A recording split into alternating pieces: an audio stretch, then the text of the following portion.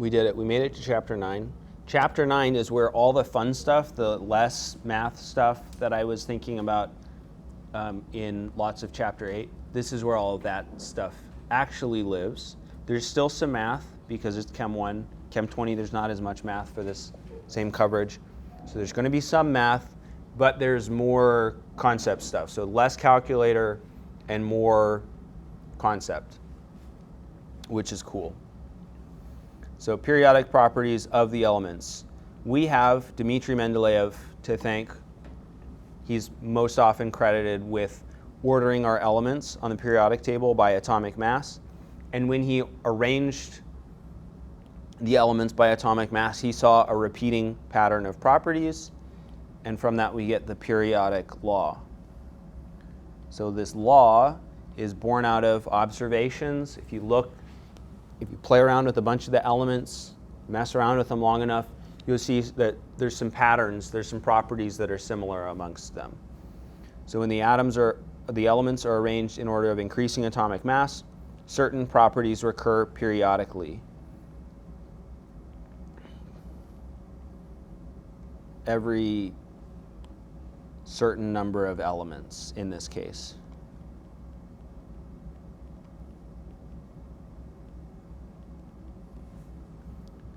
Period in physics is also used to describe a pendulum, how long it takes for it to swing once to the right, to the left, and then come back to the center. That would be the period. In the case of the period with the periodic table, it's how many elements do we have to go through before we see those properties line up again.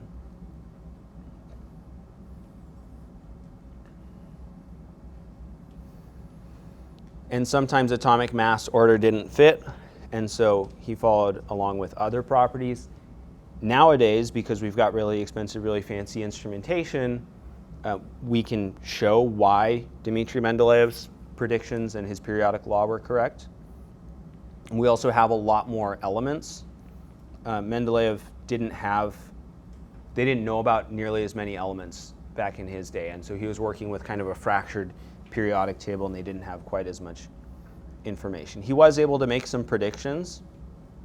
So gallium and germanium, he made some predictions about what the atomic mass, where the melting points, density, etc., some of the other information about them would be. And he was fairly accurate in his predictions. Just based on where they fell on the periodic table, he was able to make some rough estimations about this sort of information based on things that they were under. So gallium shows up under aluminum.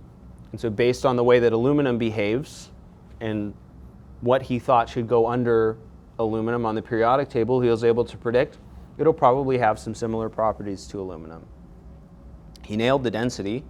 The formula of the oxide, also right on. The formula of the chloride, so if you react it with chlorine, also right on, just based on how he knew aluminum reacted. Same thing for germanium. So Mendeleev's periodic law lets us predict what the properties of an element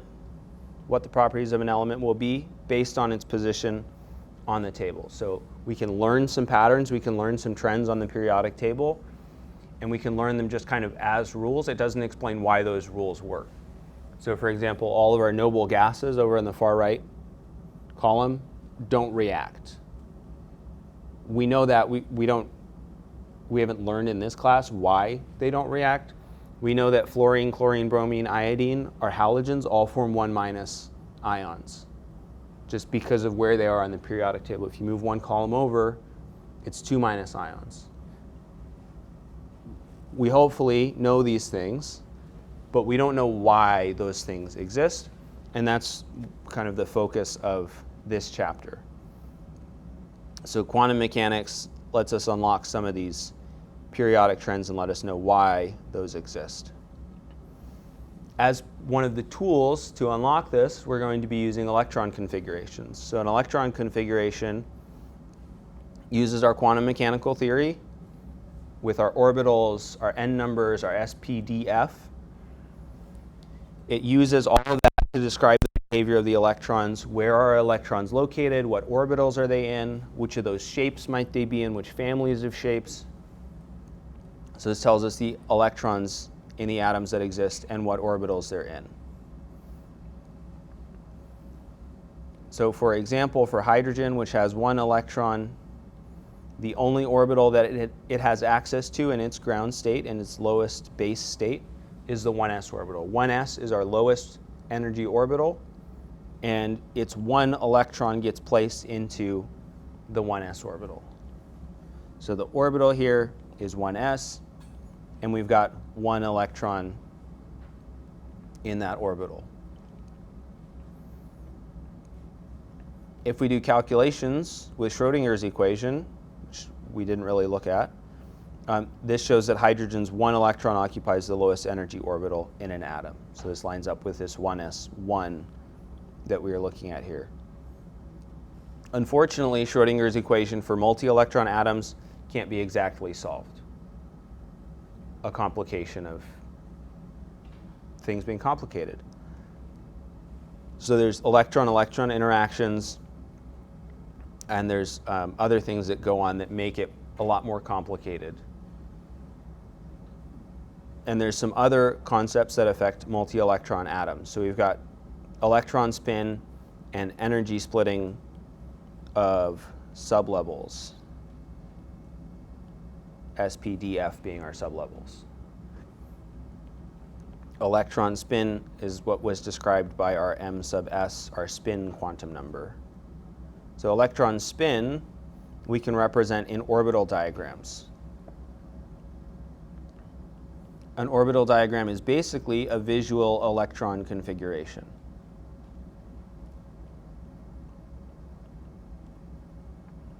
If you took Chem 20, you hopefully remember, vaguely at least, electron configurations in orbital diagrams. So in our orbital diagram, we're going to use a box to represent each orbital.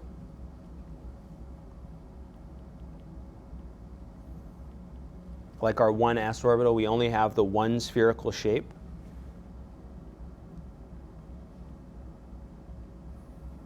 Or the 3 shapes in, for example, 2p. And we use a half arrow to represent each of our electrons. So this arrow is an electron, and the box represents the orbital. I usually just draw the bottom of the box. Again, for orbital, you can think of shape, but like a specific shape. So our sphere shape, one of our 3 dumbbell shapes or peanut shapes for our p orbitals, our double dumbbells, the 5 shapes that we had there, including the one with the donut. That's what we're representing with the box. So for our 1s, we just have 1 box because there's just 1 orbital. Spin is a fundamental property of our electrons. The spin quantum number has values of +1/2 or -1/2 for up or down. So +1/2 equals up, -1/2 equals down, and the orientation of our arrow in the box as up or down is also what we mean here by up or down.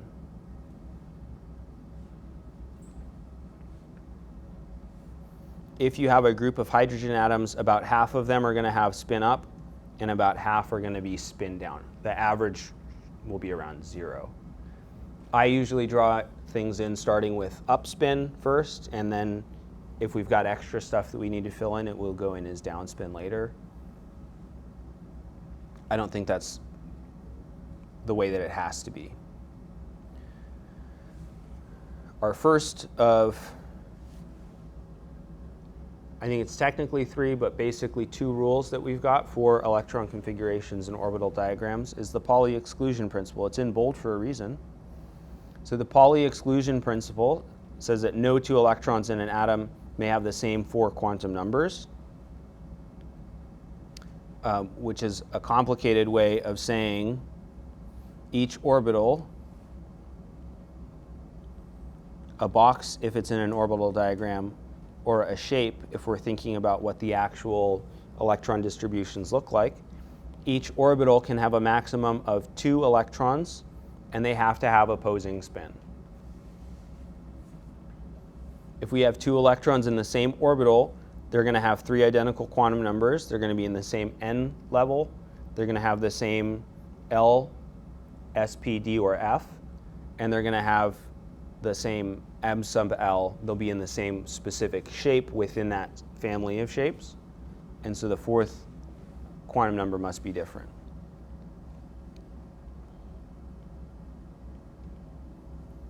As a reminder, N is our level. It's like an energy level. L is our shape family or sublevel. So the type of shape that we're making, described usually by S, P, D, or F.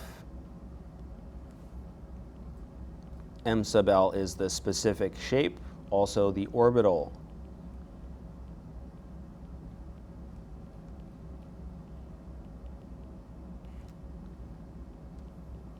Like px or dz squared. Just as a reminder for us so that we're staying on the same page, hopefully, about these terms. There's a lot of terms that we use interchangeably to talk about different things. The general gist of the Pauli exclusion principle is if we've got an orbital, it can have 2 electrons. They have to have opposing spin if we've got 2 electrons. So if we know the number of orbitals in a sublevel, that lets us determine the maximum number of electrons in that sublevel. Our S sublevel, our spheres, we've just got 1 orbital. We've got just the 1 sphere shape. We can hold 2 electrons in that shape. Our P sublevel, we've got 3 orbitals. We've got our px, py, pz shapes, our 3 peanuts or our 3 dumbbells. And so we can get 6 electrons. It's the number of orbitals times 2 to get the total number of electrons. D has 5 orbitals, so it can get 10 electrons. F has 7 orbitals, and so it can get 14 electrons. Based on the Pauli exclusion principle. 2 times number of orbitals equals number of electrons, the maximum number of electrons that you can put in. You can always put in less than the maximum.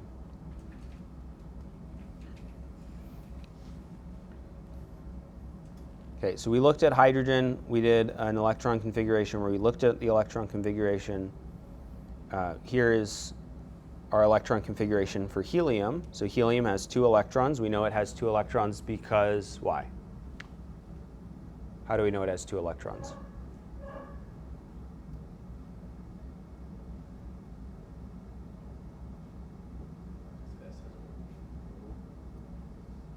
Say that again? We know that we can only put 2 into our S, but why does helium have 2 electrons? Where do we get that number from? Not based, like, how did we get 2 to start to be able to put this together? It's the amount of protons that it has. So helium has 2 protons, and so it's going to also have 2 electrons.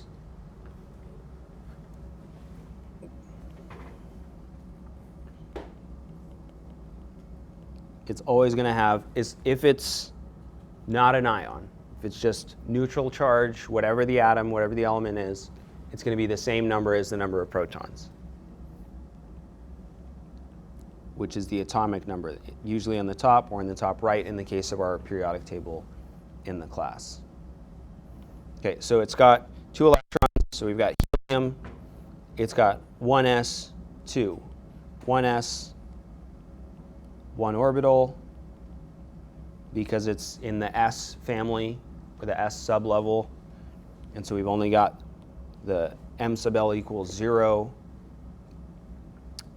orbital. So we can fit both of those electrons in there. That uses up both of our electrons, so we don't have to put them anywhere else. Then when we do our orbital diagram, the way that I would do it is I would just write this bottom line, put the 1s underneath it, and then we've got 1 arrow up, 1 arrow down, and that's a correct orbital diagram. If we're looking at their 4 quantum numbers for their n value, we've got n equals 1 because they're in the 1. L for s. M sub L, just saying that they're only in the 1s orbital. And then where they differ is their magnetic spin quantum number, or their spin quantum number. One is up, one is down. Some things that would be, some versions that would be incorrect is if you put 2 up, if you did 2 down, if we, for some reason, had more than 2 orbitals or 2 electrons in there, it's like 2 up and 2 down. These are all wrong in different ways. So it has to be 1 up, 1 down. So that's if we've got just 1 orbital, but we often have more than 1 orbital. So the sublevels are S, P, D, and F in each principal energy level of hydrogen. For hydrogen, they all have the same energy. So if we're talking about hydrogen, if we go up to our n equals 2, we've got S and P. We're going to have the same energy level for our S and P, I think is what we're saying here. Our orbital energy is only going to depend on our n value. Any orbitals that have the same energy are called degenerate. This doesn't mean they're the lowest of the low. It just means that they're the same. So degenerate means equal energy orbitals. If we have multi-electron atoms, so if we've got more than just 1 electron, like in normal helium, the energies of the sublevels are split. They're not degenerate. And so we have a difference between our 2s and our 2p orbitals. And this is caused by a couple of things. We've got charge interaction. So we've got multiple electrons, and the electrons have negative charges, and those charges interact with each other. There's also shielding and interaction with our nucleus, and there's also penetration, the way that our different orbitals overlap with each other. Generally, we've got this sequence of energy for our orbitals within the same n number. So for example, for our n equals 4, that's where we first see our f orbitals show up. 4s is lower in energy than 4p, which is lower in energy than 4d, which is lower in energy than 4f. So if the n number is the same, we're going to fill them up s, p, d, f. There might be some exceptions, but generally this is the way that we would fill them up. So the order that we probably learned them in SPDF, also the order that we fill them up in terms of their energy. Okay, so this is Coulomb's law, and this is what we were talking about in this previous slide with charge interaction. So Coulomb's law describes the potential energy, that's the E here, of 2 charged particles, like protons and electrons, or 2 electrons. It depends on the charge. If they've got really high charge, then they're going to interact strongly with each other. It also depends on the distance that they are away from each other. If we have like charges, E is positive, the charges repel.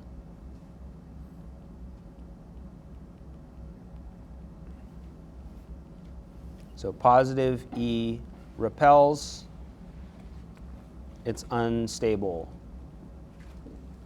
Like if you try pushing the positive ends of 2 magnets together, good luck. Right? Even if they're really weak magnets, the closer you get them together, as you decrease the distance apart, the potential energy goes up and it gets harder to keep them locked in place because this E term gets increasingly positive. If you have really strong magnets, then it starts to become really hard to do when they're further away. I don't have my dangerously strong magnets with me today.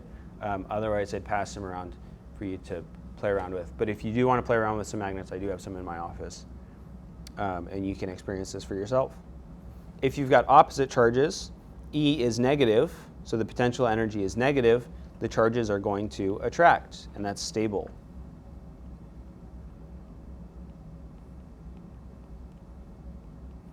So So negative E attracts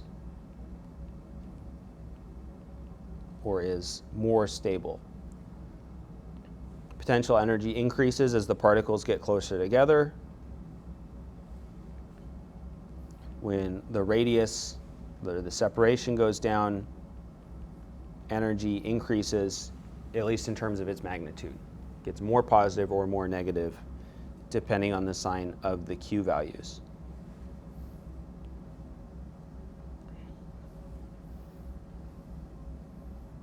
And the strength of the interaction, E, also increases as Q1 and Q2 get bigger, either more positive or more negative, just the overall size.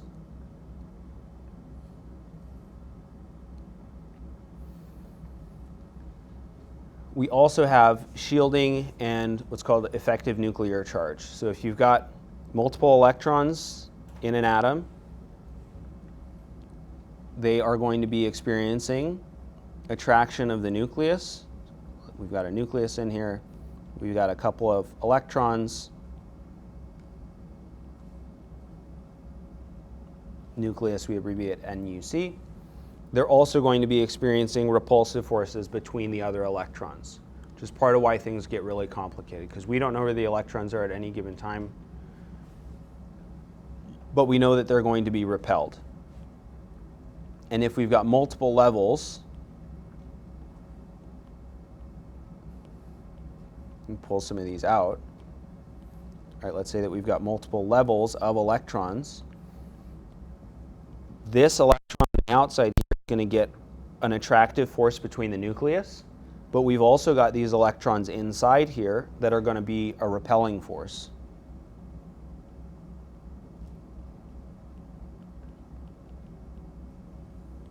Repulsive or repels, and then we've got an attractive force. And so the interaction between the attractive force and the repulsive force, this repulsive force kind of cancels out some of the attractive force of the nucleus. So that's what this shielding is that we're talking about. So the reduced attraction, the net reduced attraction to the nucleus, that's what we're talking about when we're talking about shielding. We've removed some of that attractive force. And so when we take into account that shielding, the total amount of attraction is what we call the effective nuclear charge. The positive force experienced by the electron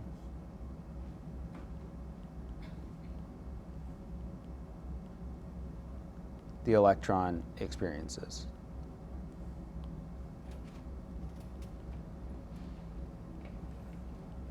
So it's the nuclear charge minus whatever shielding effect might be in place. And I think we've got some slides that show this with like better diagrams. And then penetration, the other term that we were talking about on that slide, the closer that an electron is to the nucleus, the more attraction it experiences. Right? With this Coulomb's law, if we ignore this, the constants up here, right, our E is going to get bigger when our radius decreases. You get the magnets closer to each other, you're going to have a stronger force, either attractive or repulsive. And so if our electrons can get closer to the nucleus, they're going to have a stronger attractive force. And attraction is a stabilizing force. So the better that an outer electron is at getting into that electron cloud of the inner electrons, the more attraction it's going to have for the nucleus. The degree of penetration that we get with an orbital is based on its radial distribution function. We'll look at some tables of that.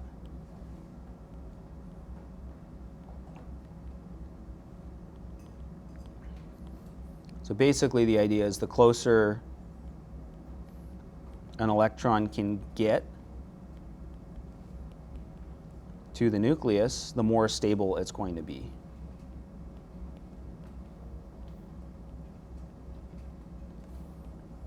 the more stable it will be. And because of that increased stability, stability lowers energy.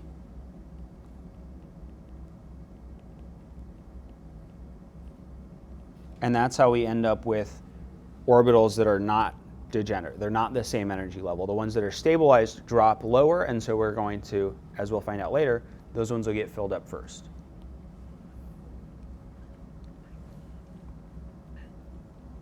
Okay, so here is examples of shielding and penetration. So for shielding, we've got a nucleus. This is lithium because we've got 3 protons. We've got 2 electrons inside of this inner cloud. So this electron on the outside has a 3+ from the nucleus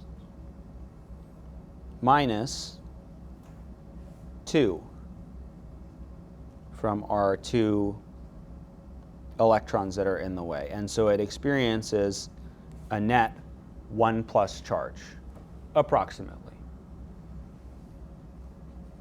So this 1+ is that effective nuclear charge, that ZEFF. But if that electron is able to penetrate and get into the same shell, instead of being on an outer shell, if it gets into that same shell, it's no longer shielded, it's no longer blocked by these inside electrons, and so it experiences the full 3+ charge.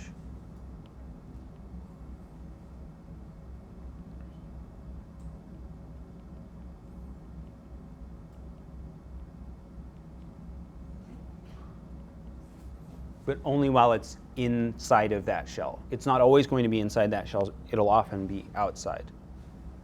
But it can get in there occasionally, and so then when it's in there, it gets the full 3+ charge experience. So this is the graph of the spatial distribution. So where are the electrons likely to be found? We've got radius on the x-axis as we're going from left to right. We're getting further away from the nucleus.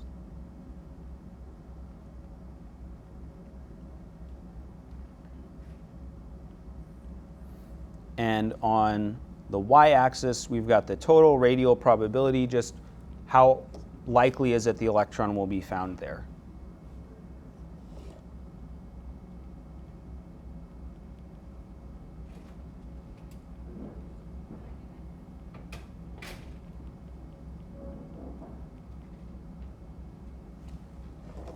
So a taller area, taller peak on the graph means that it's really likely to be there. So like the biggest area under the curved part, that's where the electron's most likely to be. So for our 1s exists primarily in this like 0 to whatever, 100, 150 picometers. That's where our 1s orbital shape shows up. If we look at our 2s and our 2p orbitals, our next 2 orbitals in our n equals 2 shell, pay special attention to this area down here. Our 2p doesn't have any nodes. It's just one big lump, kind of like our 1s. But it's distributed a little bit further out. So we've got some overlap here, and that would be the place where the 2p orbital has penetration. It's getting inside of that 1s orbital. So there's some overlap between the shapes. This is not a ton of area. If we look at our 2s though, we've got this big hump under here, and that's much closer than our 2p orbital. And so this, like the difference in the area under the curve here,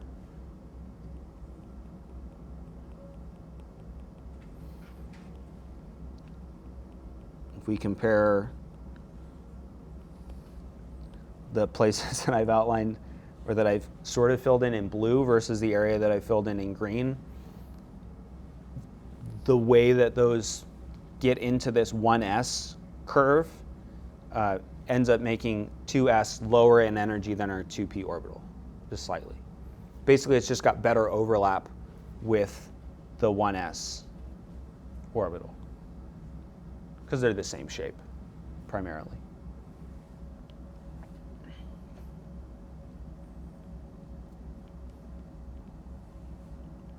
So more overlap means more time in terms of probability, more time or probability inside,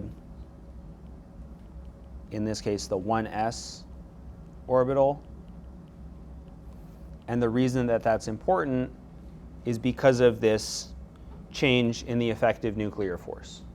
So when we're inside of that inner orbital, you get a 3+ charge, which is 3 times the effective nuclear charge versus when you're outside. So it's a big effect to have that better overlap. The electrons being inside of that cloud, they're not shielded to the same extent. So because of penetration, because of the way that the orbitals overlap, the sublevels of each principal level are not degenerate. Again, degenerate meaning that they're just not the same energy level.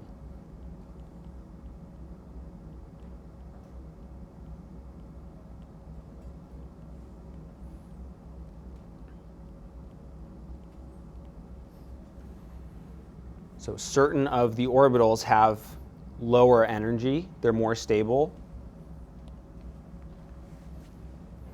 And when you get up to 4th and 5th principal levels, your 4s orbital lies lower than the 3d orbital, 5s is lower than 4d. So we've got a higher n number showing up before we've finished all of our orbital levels for our lower n numbers. One takeaway that you could get from this is that the order of orbital filling gets, I'm going to say, funky in higher n levels. So as our principal quantum number increases, as we go to lower and lower rows on our periodic table, the order that we fill up our orbitals starts to get a little bit disordered. It's not just n equals 1, what orbital do we have? We have s. N equals 2, what orbitals do we have? S, then p. N equals 3, what orbitals do we have? S, p, then d. It's not just a straightforward run through like that. Here is the general energy ordering of orbitals for multi-electron atoms. So we've got energy as our y-axis, and we've split them into our s, p, and our d subshells. So our sets of shapes. So what we would probably expect is that we know that 1s is the lowest, n equals 2 is next, s is lower than p. That's our general order that we fill things in. And then we move up to n equals 3. We've got 3s, 3p, and we would probably expect 3d to come next. Because of the way that the orbital shapes overlap, 4s actually comes before 3d, which is unfortunate because it means that it's a little bit more complicated for us remembering what orbital are we filling after what orbital. Don't freak out about it though, because there's a simple tool that we'll learn later that'll help us figure that out. If we look at though S, P, D within n equals 3, it's in the order we expect. For n equals 4, S, P, D, and F would be somewhere up here. So the order S, P, D, F is true within an n number. It's just that sometimes the n's overlap a little bit. And we can also see our 5s here is slightly lower than our 4d.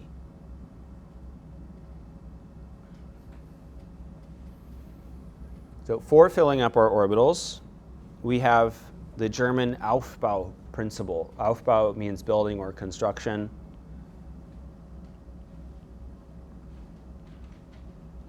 Apparently,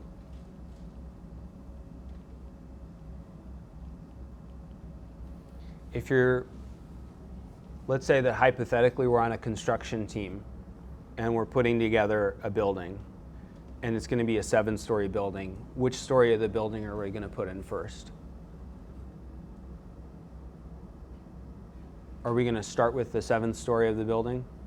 No, we're going to start with the 1st story of the building, right? If we're building a block tower, and we're going to build our block tower 7 blocks tall, we have to put in our 1st block level first. Then we can put in our 2nd blocks, then our 3rd level blocks, and our 4th level blocks. That's all that we're talking about with the aufbau principle. So with our orbitals, we're going to fill our lowest energy orbitals first. We're going to fill them in lowest energy to highest energy. That's all that it means.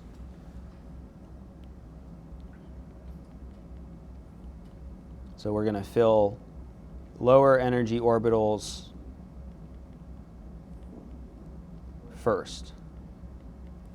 If we get to orbitals in the same sublevel, those are going to have the same energy. So for example, our p sublevel, these have the same energy. And so we're going to fill all 3 of these up before we move on to our 3s. And if you wanted to memorize something, you could memorize this filling order if you wanted to. There's a tool to remember those. And then again, a reminder, our orbitals, each of these lines can only hold 2 electrons max because of the Pauli exclusion principle, and their spins have to be opposite. So up, down if we've got 2 in there. We also have, this is our 3rd rule, because the aufbau principle is like sort of our 2nd rule. It's barely a rule. Hund's rule is our other important rule. When we're filling degenerate orbitals, again, this is equal energy. When we're filling equal energy orbitals, electrons fill singly first with parallel spins. So if we've got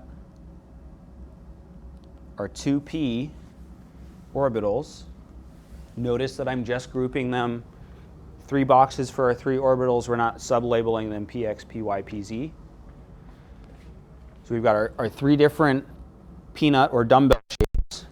If we're filling this in, if we've got 4 electrons to put in here, we're going to first fill them up, up, up. We're filling them in singly first with parallel spins, so they're all the same direction. And then after that, our 4th one we can fill in down.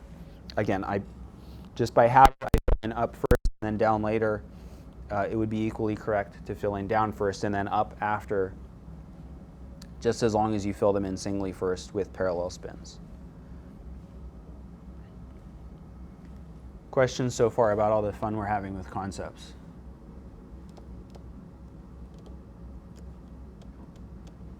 Okay. An analogy for filling in these energy levels is if we think of all of these concepts filling up our energy levels as electrons staying at a hotel. This is the Quantum Hotel. It's a discount resort in Mrs. K's Chemistry Land. So our 1st floor of our hotel, this is a weird like upside down pyramid hotel. So it's got this, it's kind of a weird upside down shape. Our 1st floor, we just have 1 room. We've just got the S room. We don't have very much room on the 1st floor because it's this weird upside down pyramid hotel. So we only have room for our S room, and our S rooms only have 1 bed. And each of these beds, the beds are representing the orbitals, and 1 bed, they're not very big beds, they're like double or full size or queen size beds. So you can fit 2 people comfortably into one of these beds. So 2 people is 2 electrons. Since we've got 1 bed, you're putting 2 people in there. If we've got up to the 2nd floor, we've got room for an S, and now we've got room for a P room as well. And our P room has 3 beds, 3 orbitals, px, py, pz. We've got 3 beds. Now think about this. If you and 2 friends go on a trip and you rent a hotel room and it's got 3 beds, how are you going to arrange yourselves in those beds? Are you all going to try to cram into one bed? No, because that's crazy. If there's 3 beds and there's 3 people, 1 person in each of the beds, and probably you're all going to face with your heads, if they're all, beds on the same side of the room. Here's our door. And you walk in, and it opens up to the left, and you've got bed number 1, bed number 2, bed number 3. It's not a very nice room, but there are 3 beds, right? You're probably going to be laying all with your head. Oh, excuse me. I do yoga sometimes. You're probably all going to be laying with your heads facing the wall, because we're not crazy. That's how people normally lay in a room. And then if you find out last minute, hey, there's another friend that can make it that we didn't think was going to make it, you're not going to change your booking reservation and eat the cost of a hotel room, right? Somebody's just going to pair up, and they're going to be sleeping the other way because electrons are immature, so they can't stand the heads at the same side of the bed. We're all in sleeping bags in this scenario. I don't know. So that's our analogy. And this is the upside down nature of the hotel room, or the hotel, or different energy level rooms as we go up in floors. Okay, so generally for electron configurations, we are going to be doing the ground state. Ground state means the lowest energy state. My ground state is parallel with the ground in my bed at home, preferably for 9 hours a day. So we're talking about our ground state, our lowest energy state. There's no extra energy added. We haven't bumped electrons up to higher N levels or anything like that. The number of electrons in a neutral atom equals its atomic number. So whatever this number is here in the top right corner, for krypton it's 36. That's the number of electrons that krypton has. The reason that electrons have parallel spin is that it minimizes their repulsion. You can sort of think of them as syncing up when they're all with parallel spin, and it's a little bit more stable if they're all synced up. It's a little less chaotic. Each of our orbitals can hold a maximum of 2 electrons, so our S sublevel has 1 orbital, it can hold 2 electrons. P has 3 orbitals, so it's 6 electrons. D is 5, so 10 electrons, and so on and so forth.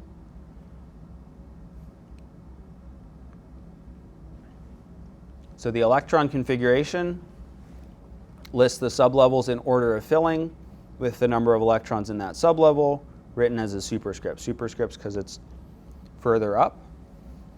So for example, if we wanted to do one for krypton, we've got 36 electrons. We've memorized or looked up the filling order. We put our first 2 electrons in our 1s, so it's 1s2. Up next is 2s. We can put 2 electrons in there, so 2s2. Up next, 2p, 2p6, because p can have 6 electrons, 3s2, 3p6, 4s2, 3d10, and finally 4p6, and all of our electrons are placed. And that's only for krypton that has 36 electrons. Imagine if we did one for radon that has 86, or God forbid we did one for oganesson, which probably doesn't exist right now, but has 118 electrons. You can imagine how much fun we might have writing lots and lots and lots and lots of numbers. So we have a shorthand. And our shorthand uses the previous noble gas in brackets.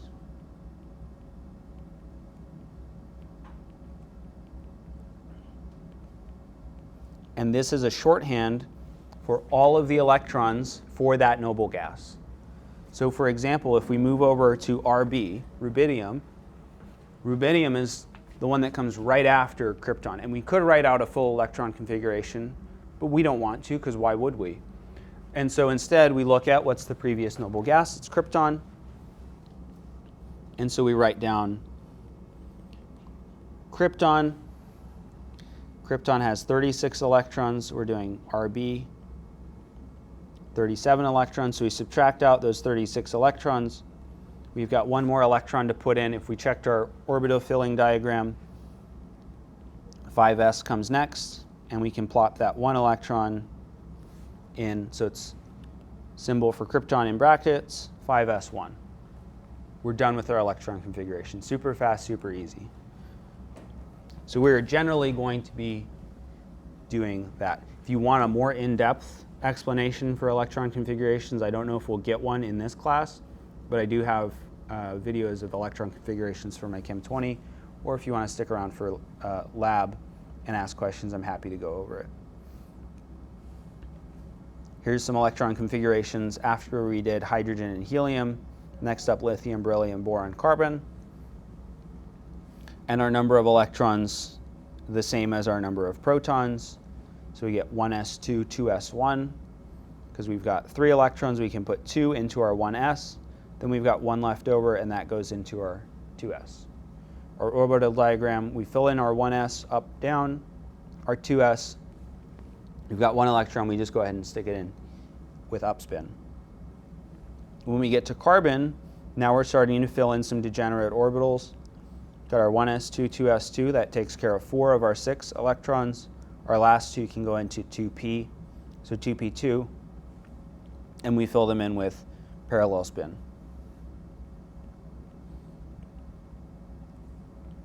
We got 2 people in a hotel room with 3 beds.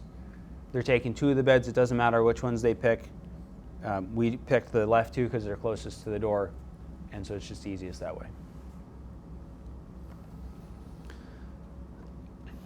Let's write an orbital diagram for argon and determine the number of unpaired electrons.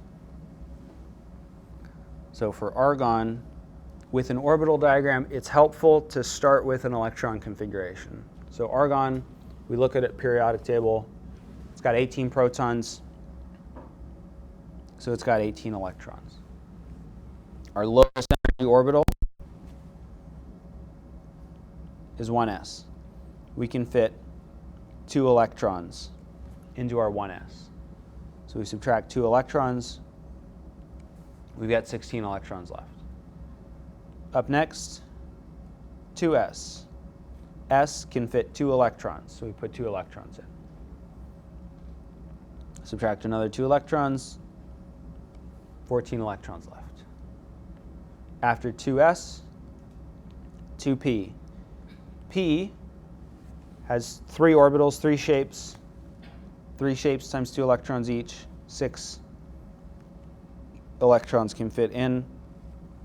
So we subtract 6 electrons. We've got 8 electrons left after we filled in 2p. 2p, p is the last in the n equals 2. It's the last letter in n equals 2, so we have to move up to n equals 3. And s is lower in energy than p and d. So we've got another s, 3s. We can put 2 more electrons in there. Minus 2 electrons, we've got 6 electrons left. After 3s comes 3p, because p is slightly higher in energy, it's got less penetration, less overlap. We can fit our last 6 electrons into the 3p subshell. So this is our electron configuration.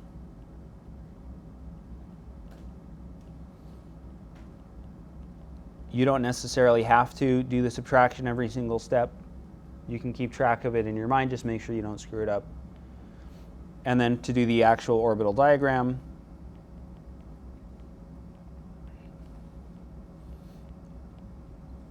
we've got our 1s box, we've got a 2s box, 2p has 3 shapes, 3 orbitals, so we give it 3 boxes. Our 3s,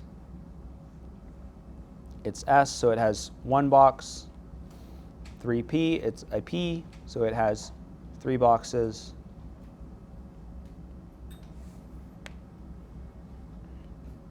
We fill in 2 into each of our s orbitals, and 6 into each of our p subshells. So we've got up, down, up, down, up, up, up, down, down, down, to fill out those 6, another up, down, and then filling in our last 6 electrons. How many unpaired electrons do we have for argon?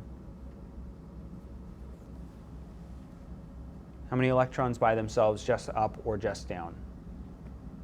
None. All electrons are paired, or 0 unpaired electrons.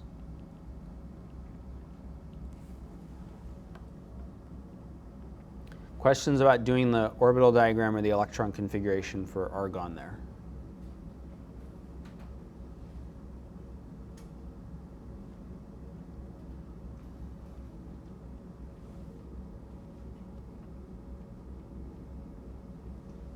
Okay, then we will stop there for today.